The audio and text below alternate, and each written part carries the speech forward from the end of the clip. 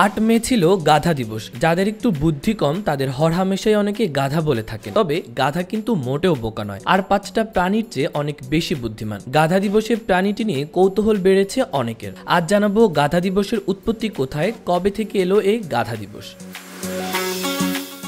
গাধা দিবসের প্রচলন করেছিলেন আর্ক রাজিক। তিনি একজন বিজ্ঞানী এবং মরুভূমির প্রাণী নিয়ে কাজ করেন। তিনি বুঝতে পেরেছিলেন গাধারা মানুষের জন্য যে পরিমাণ কাজ করে সেই পরিমাণ স্বীকৃতি পাচ্ছে না। এজন্য তিনি একটি ফেসবুক গ্রুপ তৈরি করেন। তারপর সেখানে গাধা বিষয়ক বিভিন্ন তথ্য প্রচার করতে শুরু করেন।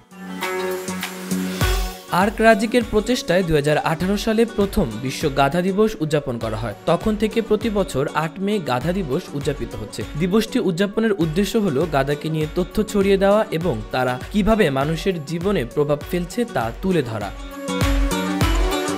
সারা বিশ্বে এই প্রাণীটিকে বোঝা টানতে ব্যবহার করা হয়। তারা প্রতিকূল জলবায়ু ও ভূখণ্ডে টিকে আছে। গাধারা তাদের ধৈর্য ও অধ্যবসায়ের জন্য আমাদের সবার কাছে বেশ পরিচিত।